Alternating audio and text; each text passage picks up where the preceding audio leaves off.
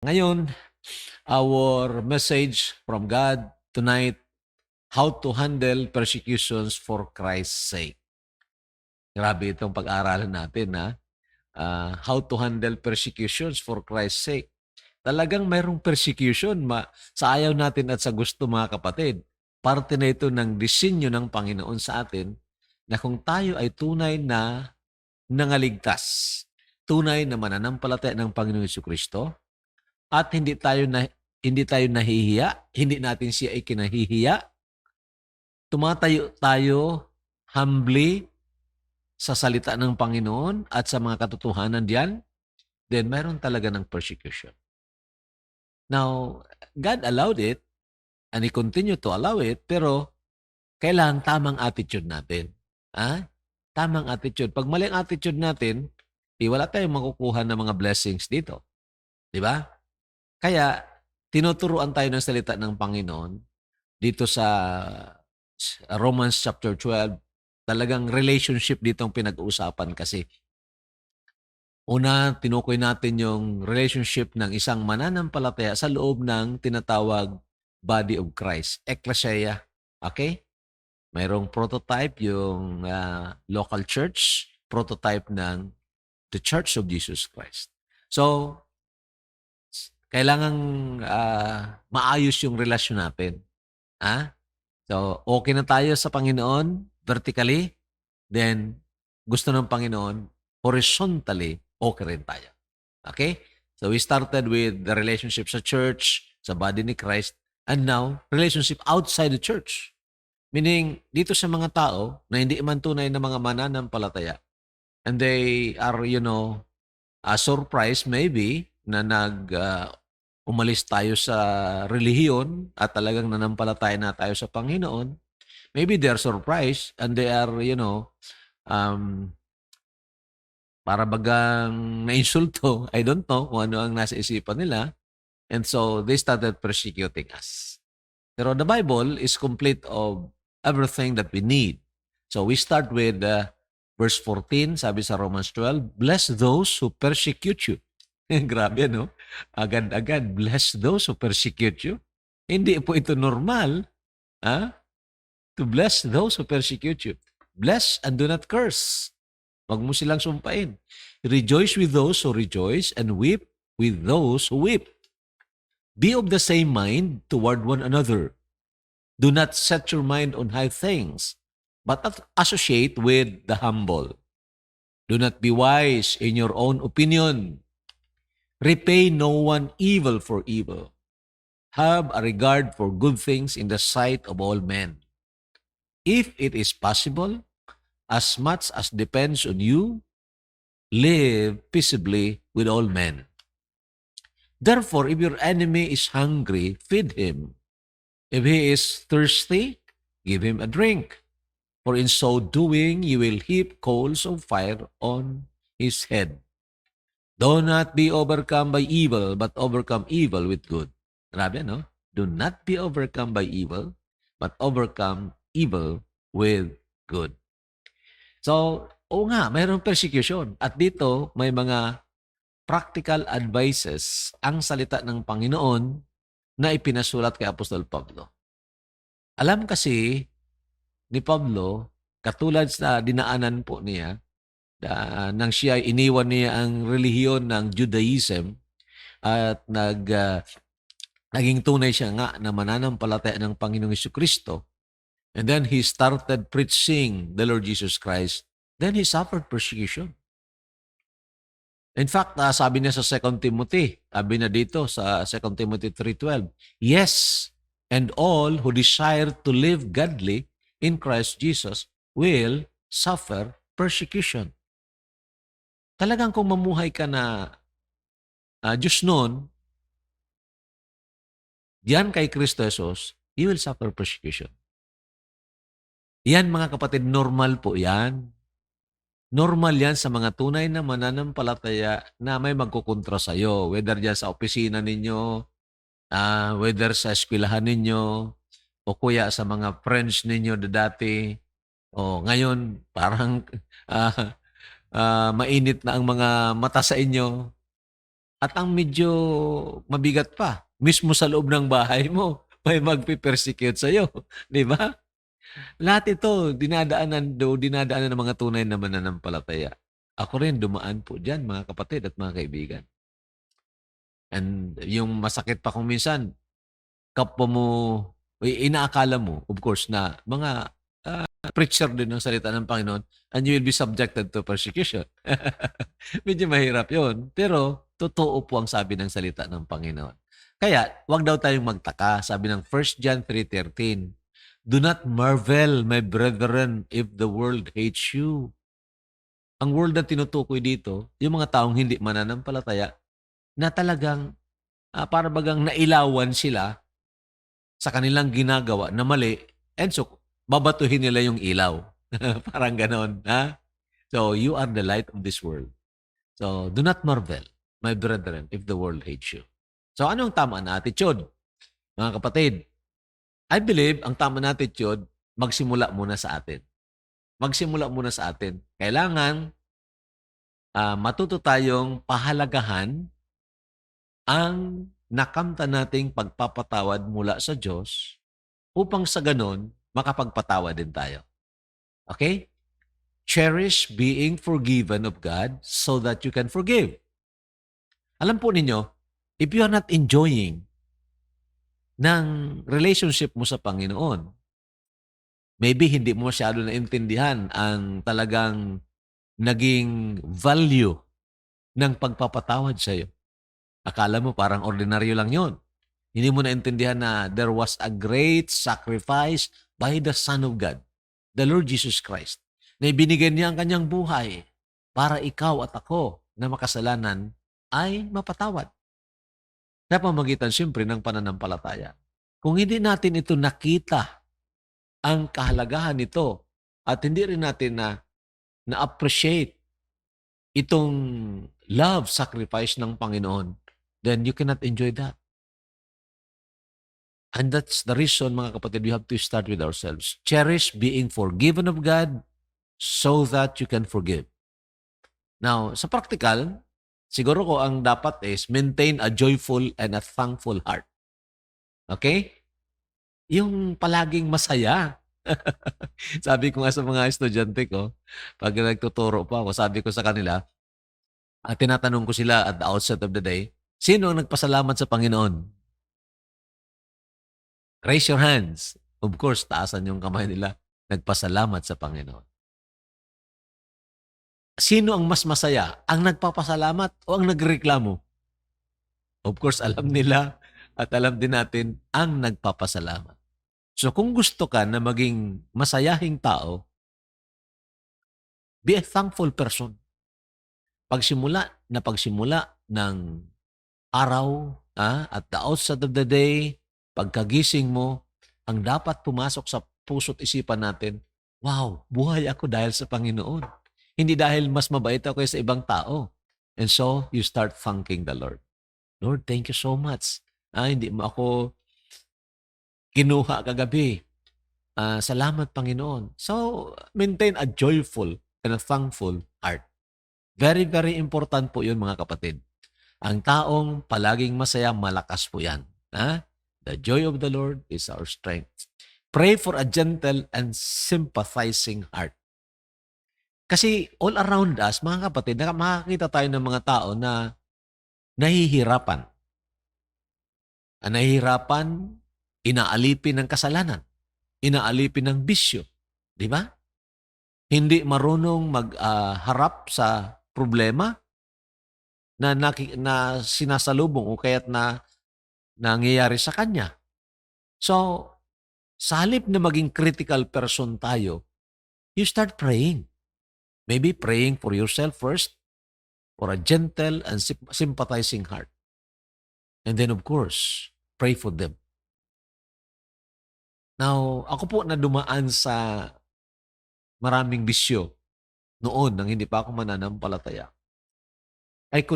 By the grace of the Lord, I could easily sympathize with those na nakikita ko dumaraan sa dati ko nang dinaanan o ginagawa nila yung iniwan ko na nagawain. Naawa po ako sa kanila. And so, dapat ganun ang attitude natin. Remember, gano'n din tayo kung hindi tayo pinatawad ng Panginoon. Di po ba? So maintain that joyful and thankful heart. Pray for a gentle and sympathizing heart. I believe ito ang ibig sabihin ng Romans chapter 4, 7 and 8 na word na blessed. Blessed are those whose lawless deeds are forgiven. Ang word na blessed kasi mga kapatid, hindi lang ito na parang mapalad ka. Sa iba ang sabi, swerte. Hindi ito swerte. But a joyful blessedness. O nga naman, kung hindi nga tayo pinatawad, saan tayo ngayon? Baka nasa impyerno tayo. Pero here we are, enjoying the forgiveness of God, na hindi naman tayo karapat-dapat. It was given to us freely because of what Christ did on the cross. So blessed are those whose lawless deeds are forgiven and whose sins are covered. Hindi lang covered nga, nilinisan tayo sa ating mga kasalanan. Blessed is the man to whom the Lord shall not impute sin. So enjoy that status of being forgiven. Forgiven infinitely, absolutely, and completely. Ang grabe mga kapatid. Mayroon tayo na ng series of lesson dyan. And then forgiven every day as we confess our sin. Grabe, restorative forgiveness na sinasabi. So, blessed po na pinatawad po tayo. And then sabi na Ephesians 4:32, and be kind to one another, tender-hearted, forgiving one another, just as God in Christ forgave you. Tingnan po ninyo ang word, just as God in Christ forgave you. Dahil pinatawad ka rin, na-enjoy mo itong pagpapatawad, then forgive one another. So kaya nga sabi ko sa inyo, kailangang na-cherish mo, na-enjoy mo ang pagpapatawad ng Panginoon at pinapahalagahan mo ito. And then, of course, the way God is treating you must be the way also we should treat others. Kung bawat pagkakasala natin, sipain tayo ng Panginoon, saan kaya tayo pupulutin? Di ba? O isang masamang isip lang, sipain tayo ng Panginoon, paluin tayo ng Panginoon, pero hindi eh. So, ganun din dapat ang attitude natin sa mga nagkakasala sa atin, yung mga gumagawa ng masama sa atin. Okay? Romans 12, dito na tayo. Bless, nandiyan ang salita, those who persecute you. Bless and do not curse. What does mean to bless? Hindi ito na parang kukuha ka ng water at wiwisikan mo siya ng blessed water. Hindi po yun. To bless is to, of course, look at Him as God's valuable creation. Okay? Hindi lang niya naunawaan ang kanyang ginagawa. Kaya, huwag tayong parang agad-agad magagalit at sumpain natin sila na nag-persecute sa atin. I know it is not normal for us being human. Diba? That's why we need. Kailangan natin yung enjoyment ng pagpapatawad ng Panginoon. Kailangan natin ang kapangyarihan mula sa Banal na Espiritu. Kasi pag na-enjoy natin ang ginawa ng Panginoon sa atin, na araw-araw ito tayo buhay, then mag-overflow yan para sa iba. You can bless those who persecute you, and you can bless them and do not curse them. Then rejoice with those who rejoice. Halimbawa, may kagalakan siya na binindisyonan siya ng Panginoon, pero persecutor mo siya. Huwag kang para bagang nagalit na, sana sumpain niya naman. Huwag. Rejoice with those who rejoice. Di ba? Mag-rejoice ka. Baka naman may dealing ang Panginoon sa kanya upang makita niya kahit na siya persecutor, pinagpapala pa rin siya ng Panginoon. Baka magsisi. Di ba? The goodness of God brings a man to repentance. And weep with those who weep. Huwag kang matuwa kung sila ay nagkaroon ng mga kalungkutan. Nagkaroon ng problema. O nagkaroon ng mga, halimbawa, may namatay sa kanila. Huwag kang matuwa na magsabi, buti nga sa kanila. Hindi po. Maganda yon mga kapatid. We should weep with them that do weep. In fact, a good way is, of course, is sa magandang panahon na yung persecutor mo, Kung may halimbawa, may namatay sa kanyang pamilya, mas maganda siguro mag-visit ka. Okay, di ba? And sympathize. Okay, so practical na mga bagay po ito. And dito naman sa verses 20 and 21, if your enemy is hungry, feed him. Very practical yun. Naalala ko noon, may isang taong, of course, hindi naman siguro sinasadya niya o kung ano yun. Basta kalakontra niya ako eh. Wala namang kadahilan-dahilan. Pero just kontra niya ako. And you know, I prayed for him, pero ganun pa rin, kontra pa rin niya ako. Pero ang isa sa magandang tinuro din sa akin ng Panginoon is that sa pamagitan ng ibang tao, pinadalhan ko siya ng pera ba ata yun o pagkain, pinadalhan ko. Pero hindi niya alam na ako ang nagpadala. Yun. So, if your enemy is hungry, feed him. If he's thirsty, give him drink. Ang essence niyan is, huwag mong gantihan ng masama ang masama. Kundi gantihan mo ng kabutihan. Do not be overcome by evil, but overcome evil with good. Okay? Magagawa lang natin ito mga kapatid if we are enjoying the forgiveness of God. If you are not enjoying the forgiveness of God, then hindi ka mahirap magpatawad. Di ba? Okay, now, pangalawa, check your heart always. Palaging tingnan ang ating puso, mga kapatid. Yan nga, palaging i-maintain ito na puso na tender and, sympathizing heart. Check your heart always. Baka may tinatago na kasalanan. Sabi ng Proverbs 4:23, keep your heart with all diligence, for out of it spring the issues of life. Iba ka naman, nainggit ka sa kanya. O baka naman, gusto mo na siya na mamatay. So, keep your heart with all diligence. For out of it spring the issues of life. Nakwento ko na yan sa inyo mga kapatid na nung hindi pa ako mananampalataya, kinasuhan ako, assault on person and authority, na hindi ko naman talaga ginawa yon, wala naman ako doon, at talagang galit na galit ako. Gusto ko siya talagang kung pwede palang lunukin ko siya ng buo. Ganun yun, no? Pero that was, I think, 1979, nakakilala ko sa Panginoon, naintindihan ko ang pagpapatawad sa akin ng Panginoon. And of course, nilapitan ko ang taong yun at humingi ako ng tawad sa kanya, bagamat siya talagang ang nagkasala sa akin. Pero nagkasala na rin ako kasi binabantaan ko siya eh. No? Sabi ng Bible, if you hate somebody, then that is already murder. And so, humingi ako ng tawad, humingi din siya ng tawad, and niyakap niya ako, and that's a great, great moment in my life. Mas masarap po kasi magpatawad kaysa magkimkim ng kapaitan. Ha? Kung minsan kasi akala natin makakabintahe tayo pag tayo ay nagkikimkim ng kapaitan. Hindi po. Lugi po tayo. Ang taong hindi nagpapatawad, hindi yan masaya. Galit yan. Di ba? Galit, madaling pumangit. Hindi ba nyo alam? Oo. Kaya dapat, yun nga, matuto tayong magpatawad. Check your heart always. Baka mayroong kapaitan. Tingnan nyo itong sabi sa Hebrews 12:14 and 15. Pursue peace with all people and holiness, without which no one will see the Lord. Pursue peace. Hanapin mo ang ma-reconcile ka. Okay? Looking carefully. Talagang dapat maingat tayo. Checking our hearts always.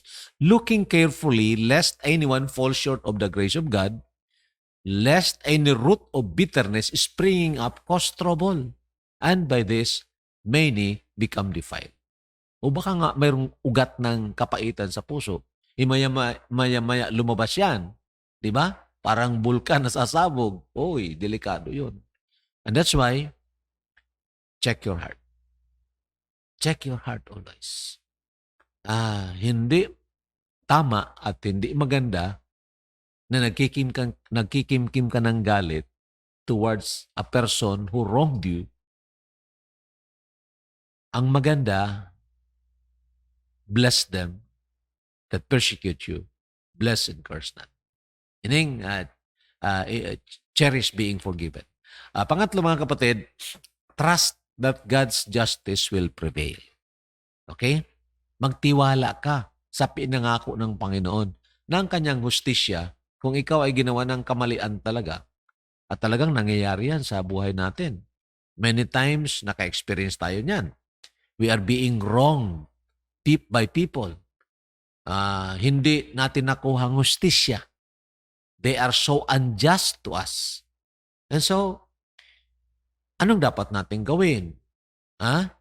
Gantihan natin sila?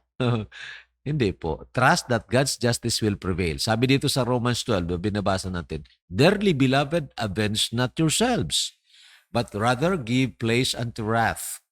For it is written, Vengeance is mine, I will repay, says the Lord." Mayroong sinabi, says the Lord eh. Kasi kung walang sinabi na says the Lord, baka angkinin mo yung vengeance is mine. No, ang Diyos ang kasalita dyan.